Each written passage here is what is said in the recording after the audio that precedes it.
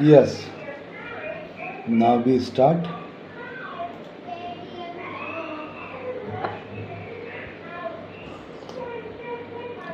Different forms of coal are peat, lignite, bituminous and anthracite. एक और बात मैंने अभी बताई आपको कि देखिए एक कंडीशन था, plant remaining got buried under the surface of earth at depth under temperature, pressure and time period. तीनों फैक्टर है, टेम्परेचर भी फैक्टर है, प्रेशर भी फैक्टर और टाइम पीरियड भी। अब कोल कितना बढ़िया होगा आपका, ये डिपेंड करता है तीनों फैक्टर्स पे, टेम्परेचर पे भी, प्रेशर पे भी, और आपका टेम्परेचर पे भी, प्रेशर पे भी, और आपका ये कितना समय तक है। तो देखिए कोल का फॉर्म्स आप जान रहे हैं, आपका पीट है, लिग्नाइट है, बिटुमिनस है और एंथ्रासाइट है। तो जाहिर सी बात है इसमें बेस्ट कोयला आप जानते हो एंथ्रासाइट है, कार्बन कंटेंट बेस्ट है उसमें। तो देखिए एंथ्रासाइट जो आपका है वो उसमें टेम्परेचर भी बहुत हाई था, प्रेशर भी हाई था, और बहुत ज़्यादा समय तक वो आपका रहा भी है।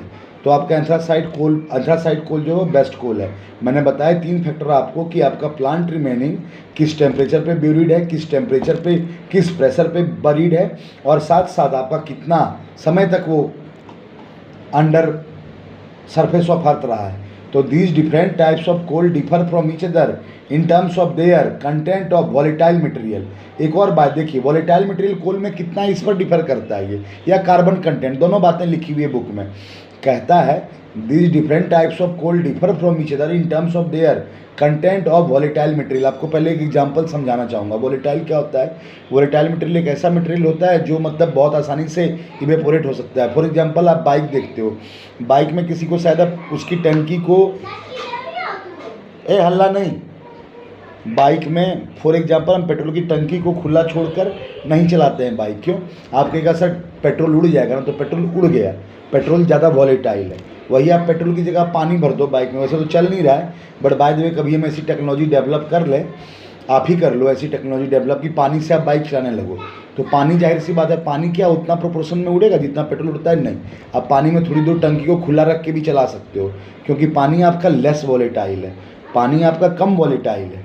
तो जाहिर सी बात है पानी कम उड़ता है और पेट्रोल आपका ज़्यादा वॉलेटाइल है, पेट्रोल ज़्यादा उड़ता है। वैसे एक और बात बताऊं, देखिए सारा लिक्विड सारे टेम्परेचर पे इवेपोरेट करता है। बॉइलिंग पॉइंट अलग है, इवेपोरेशन अलग है। सारा टेम्परेचर, सारा लिक्विड सारे टेम्परेचर पे इवेपोरेट करता है। ठीक, पानी आप कभी देखिए, ठंड में आप जाइए अपनी गाड़ी या कोई भी गाड़ी से आप जाइए, ट्रैवल कीजिए, आप उसमें देखिएगा पानी का वेपर जमा रहेगा।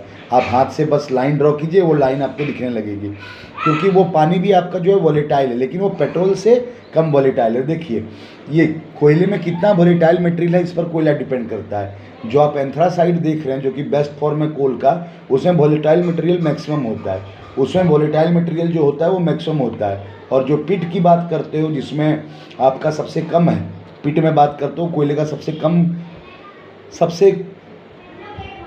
क्वालिटी का कोयला जो है वो बहुत कम समय के लिए रहा भी, उसमें टेम्परेचर भी कम मिला और प्रेशर भी कम मिला, तो वो पिट बन गया और पूरा ड्यूरेशन अपना पूरा नहीं कर पाया वो पिट में।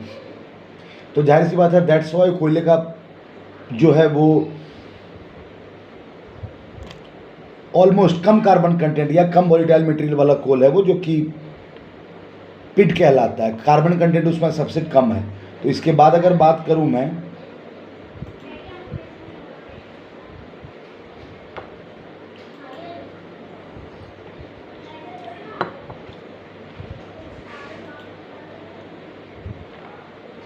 हाँ जी,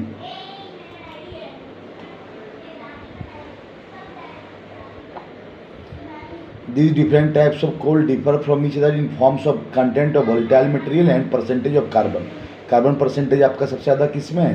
कार्बन परसेंटेज आपका सबसे ज़्यादा आपके उसमें एंथ्रासाइट में। उसके बाद लिग्नाइट है carbon content about 38%। Okay, lignite है कार्बन कंटेंट ऑफ अबाउट 38%। तो फिर पिट का इन्होंने क्यों नहीं दिया? देखिए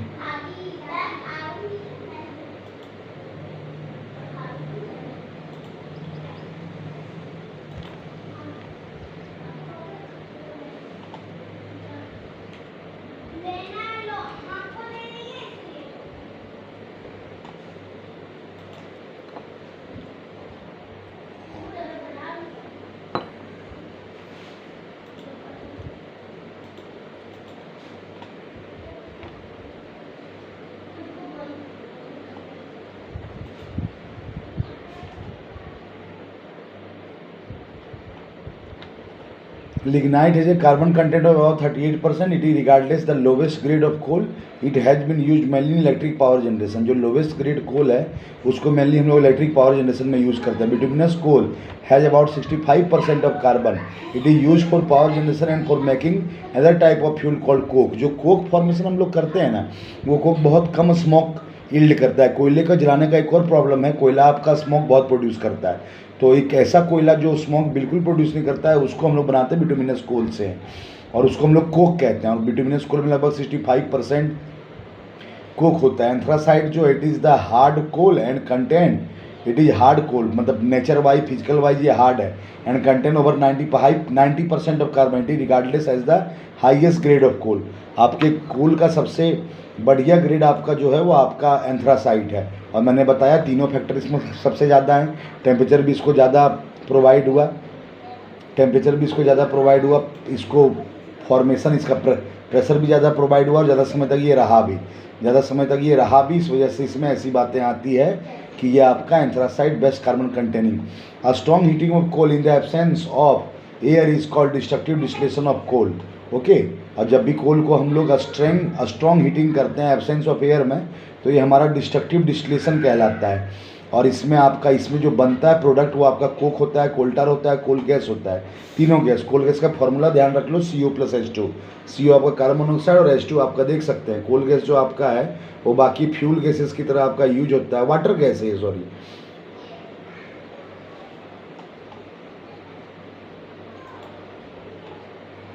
और जब आप कोल गैस की बात करते हैं, ये मैंने CO+H2 आपका वाटर गैस आपको बता दिया. तो जब मैं कोल गैस की बात करता हूँ तो कोल गैस आपका होता है, कोल गैस प्रोड्यूस साथ हो रहा है बाय डिस्ट्रक्टिव डिस्टिलेशन आप कर रहे हैं ना, कोयले का डिस्ट्रक्टिव डिस्टिलेशन और strong heating in the absence of air. तो आपका ये आपका होता है कोल गैस. और कोल गैस की फॉर्मूले की बात करूँ मैं, कोल गैस के फॉर्मूले की बात करूं तो CO+H2, CH4+CO+H2, methane plus CO+H2. Coal gas is obtained during the process of coal destructive distillation to get coke. Coal gas is a product of coal. Coal gas is a mixture of methane, carbon monoxide and hydrogen. और वो जो आपका water gas था, जो आपका water वहाँ पे मैंने बताया था, 1 मिनट, हाँ, CO+H2 जो आपका है ये आपका वाटर गैस है. CO+H2 वाटर गैस, और इसमें CH4 मिलाइए, मीथेन मिलाइए, तो आपका ये कोल गैस है.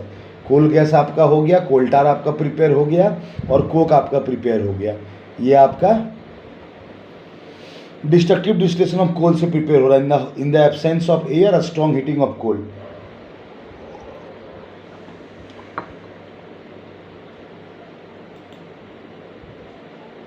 Coal gas is inflammable gas. Inflammable gas means which catch fire easily, जो आसानी से फायर को पकड़ सकता है. इन्फ्लेमेबल. और हाईली इन्फ्लेमेबल भी आप देखते होंगे, जो पेट्रोल या जो आपका ऑयल को कैरी करते हैं ट्रांसपोर्ट, उन गाड़ियों में लिखा रहता है हाईली इन्फ्लेमेबल, मतलब वो बहुत जल्दी आग को कैच कर सकते हैं. इन्फ्लेमेबल मतलब कैच कर सकता है कोल गैस.